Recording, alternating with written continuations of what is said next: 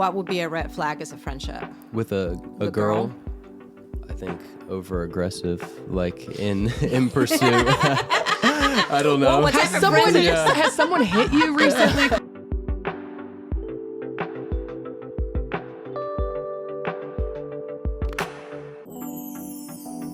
Hey guys, I'm Jessica and I am here with two incredible people. This is my friend Musy.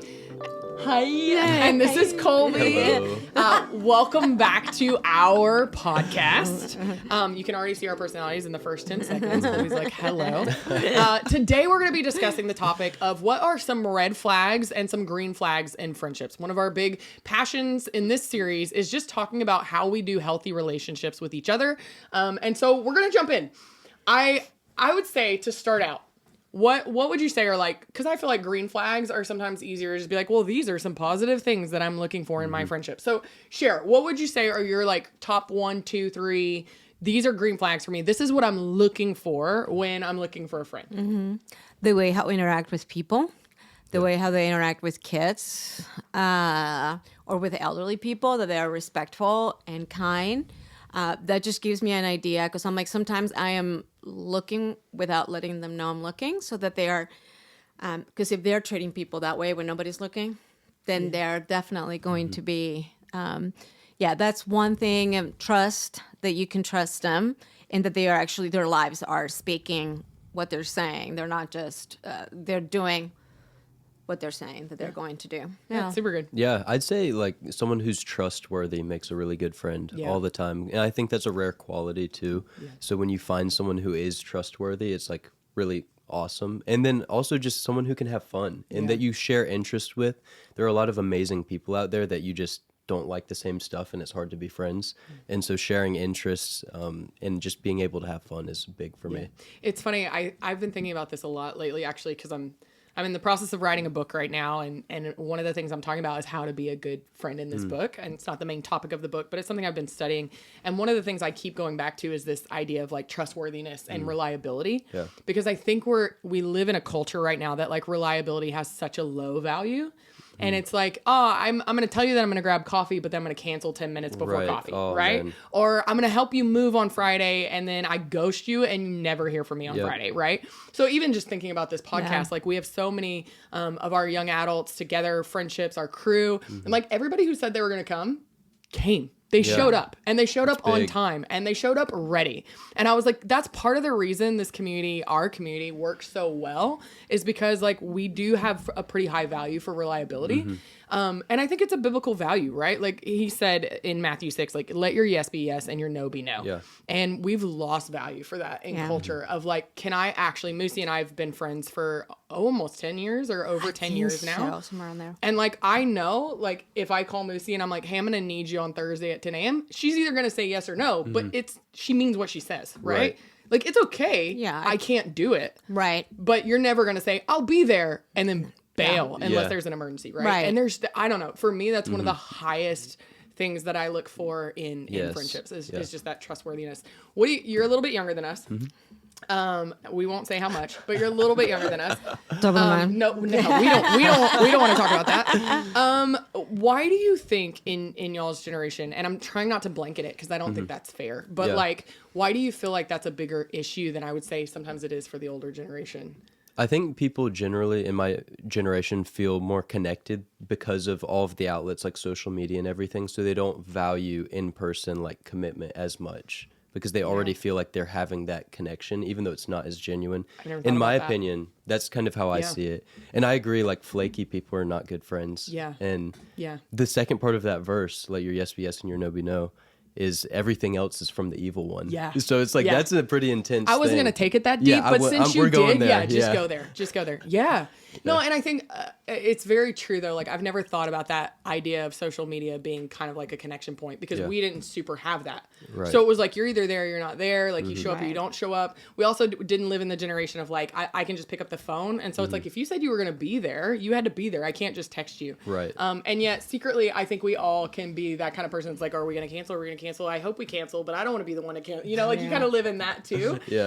Because there is, like, so much of those options. Okay, so I was just like remembering like spending time with friends on the phone but the old time, like the ones that were connected Yeah. to the, like, so you have to sit down and have a little chair 100%. Yeah.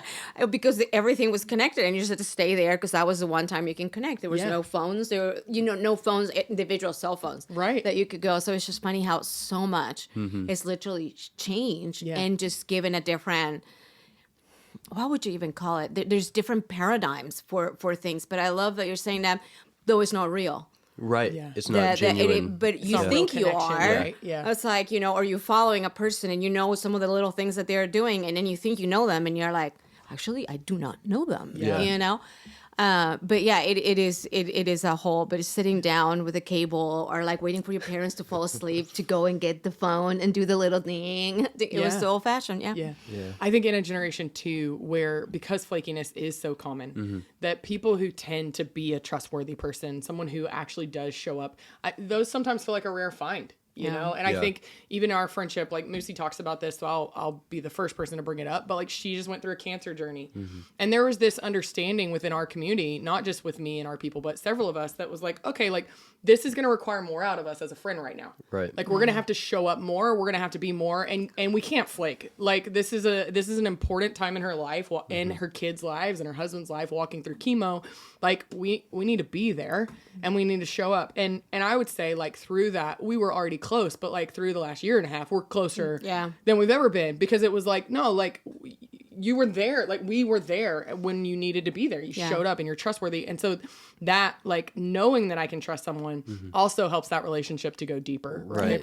And if you just think of somebody, and I'm sure we all have that, and this is even in a church setting or not church setting, because sadly it happens in church too, but it's just like if people that have told you they're going to do something and then they don't, then they again don't, then again don't, and then they don't, you're like, okay, good, whenever they show up, sure, but I'm like, you won't take the time to invest in them because you're feeling like they're not valuing your time as Right. well, and just it's just not right. Yeah, and if you can't trust someone to like show up to coffee or something, then you're not going to be able to trust them when you do go through something like cancer or something that's more good. serious. Yeah. Yeah. I think we get to a point too, or at least I know I do. I'm like, okay, if you've canceled on me like 3 times in a row, You're done. I mean, it's not like You're dead to me. So maybe a little softer than that. But yeah, it's definitely like I'm not gonna like be the person to invite you out again. I'm Right, certainly not right. gonna be the one that's like, hey, like, or if we make plans, I'm kind of like, well, I'm gonna keep that as a tentative because you may or may not show up, right? Like Yeah. I can't actually, and I'm certainly not going to invite you into space where I need somebody reliable, Yeah. It's like mutual pursuit. Yeah, Like, it for can't sure. just be one-sided. For sure. That's good. And I felt like during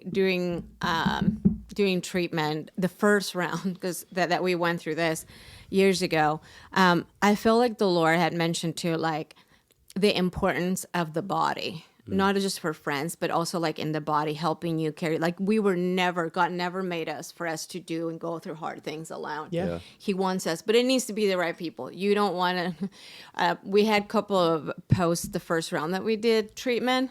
I call it treatment when I went through chemo, and we got some interesting messages the first round. Yeah. And as we prayed, we felt like the Lord said, "No, I want you guys to go public because the body is suffering alone, and we are never meant to be alone. We're supposed to hold each other's hand when somebody is weak." And so I just want to encourage people to just reach out to the right people, and that you are not supposed to do life alone.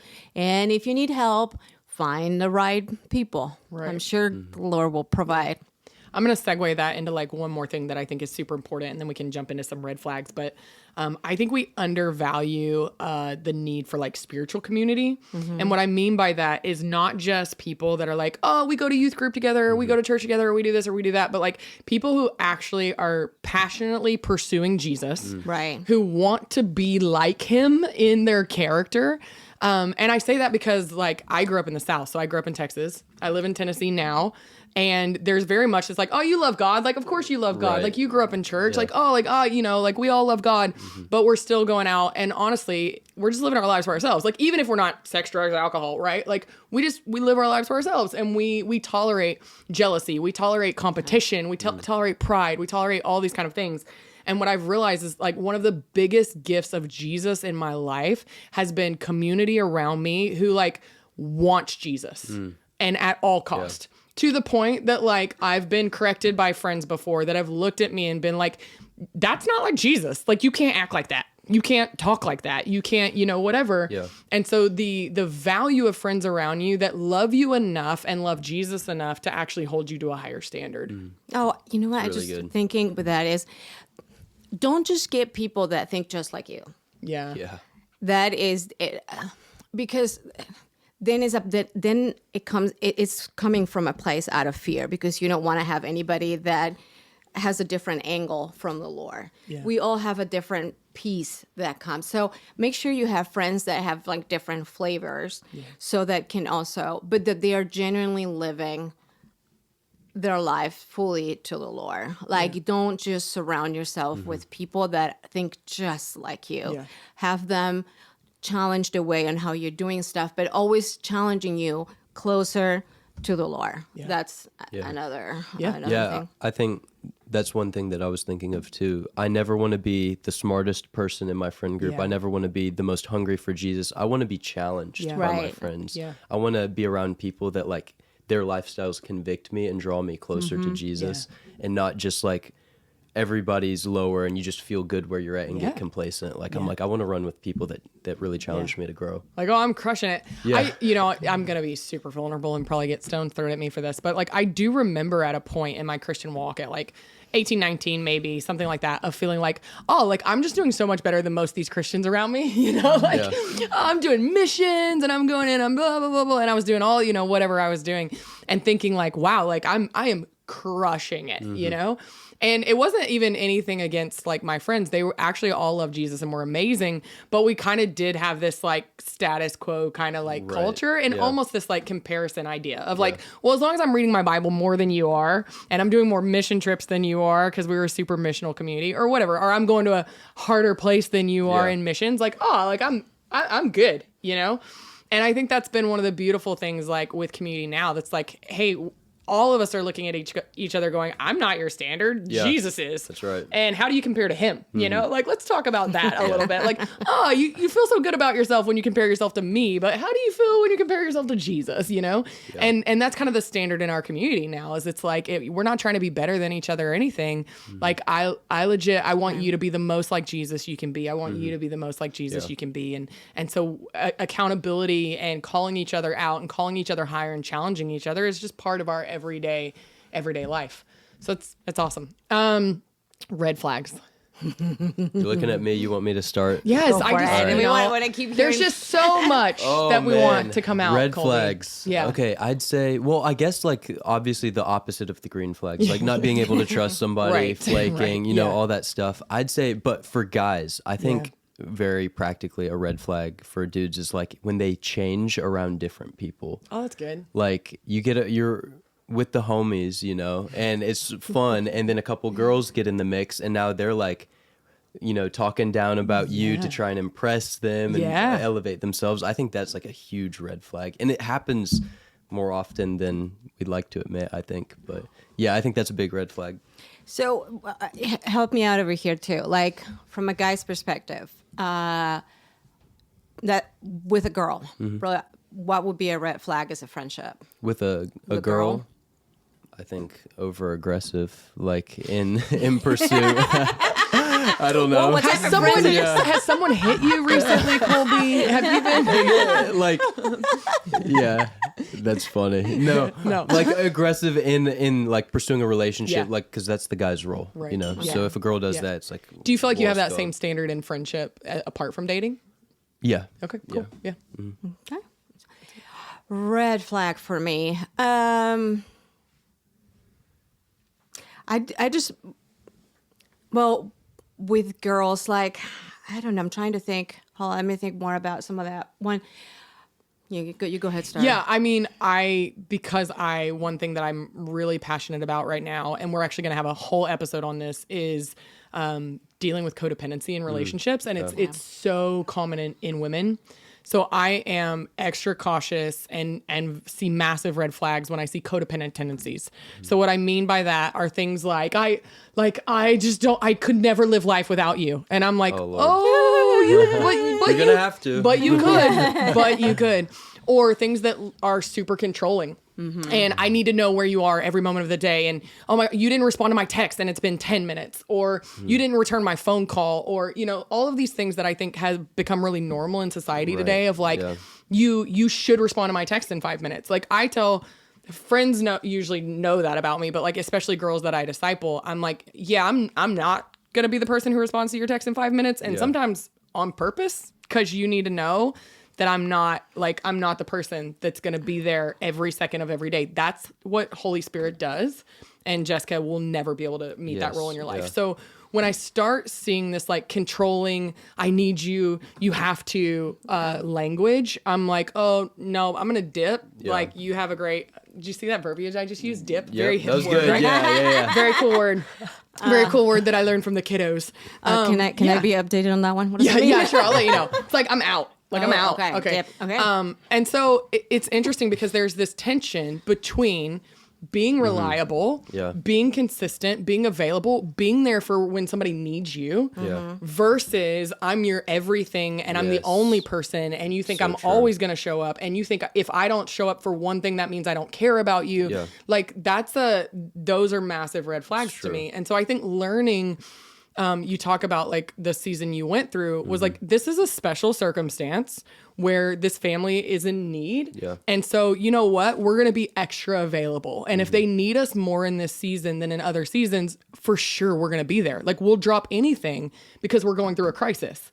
But I totally forgot you were picking up the phone a lot more during that time. 100%. Because it makes sense. It just clicked. 100%. Anytime you called, like, and that was kind of a rule in our group of like, hey, if they need something, we're there. You know, we're not going to drop the ball on this one. Thank you. Of course. And now that season's over, dip. It's more. No, we didn't dip. We just gave some healthy space. That's now like, hey, like, you know, we're still here for you. We still love you. We're very present. But like at the same time, we're not in crisis mode, right? And y'all obviously know that, and your kids know that, you know. And like we even had conversations with your kids as you were healthy of like, hey, like mom's back. Don't call me. Call your mama. You know, like. And so there is that looking for those codependent tendencies because it's so common now. So I'm very hyper aware of those things for me. Yeah. I know now that I'm like keep slowly ideas. Yeah. So one of the things that it's just like also like with married friendship with married people, there are certain things that even as a friend you need to guard or not guard. And I'm like, you have been fantastic. Like we have amazing. We knock on the door because I don't want to see your husband in his boxers. Knock on the door when we come in. Or like texting at certain times, like in. What are the type of texts or conversations that should have between, like you don't go in a room alone with a married man with a closed door, like, you know, or even with a friend, you don't. Yeah. Even Billy Graham was his name? Yeah. That he always had his... That's such a good boundary. It like open door. And that's one of the reasons like Will doesn't have interns. Female interns because he travels a lot, and some of the trips are around 2 or 3 in the morning going to a different country, and those are moments that you're just vulnerable, and it's just like you're tired. The moment that you're tired, you need to be by yourself if you're not at home, because those are moments that you're just a lot more vulnerable. So you need to be careful with who you surround yourself with. So as a married person, like kind of what I'm hearing you say, a red flag, like to come back to that would be, and I hope I'm never this, but like a woman who doesn't protect your marriage. Right. Like, because I think that's something we've talked about and we want to do a whole episode on that as well. But like 100%, I'm not married. I'm single. I'm in my mid 30s. So if you know somebody, no, I'm kidding. Kidding. Shameless plug. Shameless plug there. Kidding. It needs to pass a lot of questions. But you got a whole community you're going to have to get through. But the reality of, I think this is real, like we can be so casual, not understanding that like, hey, like as a friend, friend, one of my greatest jobs as your friend is to support your marriage. Right. And to do everything I can to help protect it and respect it as your main relationship Right. is your husband and your kids, right? Like it's not our friendship. And so I think anytime looking for that red flag of like, if there's a girl who flirts with your husband, my goodness, in the friendship, like Yeah. honestly, Yeah. right? I give you permission. Like if there's anything, you just say, get out of our lives because it's not, your marriage isn't worth the risk. No. Right. Yeah. You know, Yeah. and vice versa. Like, do you really want to be friends with a woman that's willing to put herself in a vulnerable situation with your husband either? Like, you don't want to even touch that. So integrity, looking for, and I think too, like a massive red flag in that is like people who don't have integrity. Oh, yeah. You know, like So big. lying and manipulation and all of that kind of stuff. And it's not that we don't make mistakes, but that we're able to then come and go, hey, screwed that one up, like totally messed up. Here I am. Like here's where it was. Humility. You know? Humility is Yes. huge. Yeah. Yes. There was another red flag. There was, I think it was still like a few years ago, but I was like, I remember being in a bad moment in marriage as we were going through counseling, and I was just like, Jess, and Jess is like, I'm just praying for y'all. Yeah. And I just loved it because I was like, at that moment, I was just like, no, you need to support. And I was just like, and I was so glad that you were just like, I'm just here to, I won't say yes, no, this or don't. Except for like, your heart, go take it before the Lord. And I was just like, didn't get it, but I was just like, it was so important that you were putting a boundary, that you were like, I won't provide what your husband is not providing you in that moment. Yeah. And that was so... Yeah. It was amazing. Yeah. Because I'm like, realizing like, okay, I got to figure it out this, and it will send me back to trying to work this thing with the Lord and with him. Yeah. Where you go like, you do not validate pain. Here's another thing as friends too. One thing is when your friend calls you to process something, but there is a difference when they call you to process something, and then there is another thing when they call to just vent and vent and vent, and it's been a year, and they keep venting on the same issues, and they're not moving. So that's when you're actually enabling. Yeah. Yeah. And is the time to just say, you know what, I can't, it was at the expense of my family. And I was just like, no, you know what, I need to pull back. I'm like, this is not, it just wasn't. So there is a difference between letting somebody process it to take them closer to Jesus, because Jesus is the only thing, and the only one that will be able to save anything is Jesus. So if your friendship cannot lead them to Jesus, anyways, just don't let them, what is the word, venting. If you're enabling for venting, you're not helping them. It's the same thing like an addiction. If you're like, I'm going to help you, but I just keep providing the ways on how you can get more drug, like it doesn't, you're not helping. There has to be like no, it needs to stop. You got to process. Yeah, they're like fulfilling a role that Jesus is only supposed to fulfill. Yeah. And that, like, in finding your comfort in them just because Yeah. they listen, but or vice versa, where that should be, where you take it to the Holy Spirit. We need to wrap up, but I'll say this. Like, I think, again, this beautiful thing of having a community that can like consistently point you back to Jesus. Yeah. Because otherwise we can create a cesspool of emotional vomit, especially ladies, if we're honest, right? Like girls just like, and that's fine. Like I'm here to hear you. But at the end of the day, I need to point you back and go, okay, so, but what does the word say about that? Yeah. Or, hey, have you prayed about that? What did Jesus say about that? Because I actually don't want to be your dumping ground before you've even taken that to Jesus. So I'm going to ask a question like, hey, have you talked to the Lord about that yet? What does scripture say about that? And if you have something, then great. Now let's process, let's talk, let's refine and help each other. So guys, we are so glad that you are tuning in for these short little talks that we are loving. This was red flags and green flags with Kolby, with Musy, with me, Jessica, and we are so expectant for the new videos that are going to be coming out. So subscribe, like all the trendy, techie things that you're supposed to do, and we'll catch you later.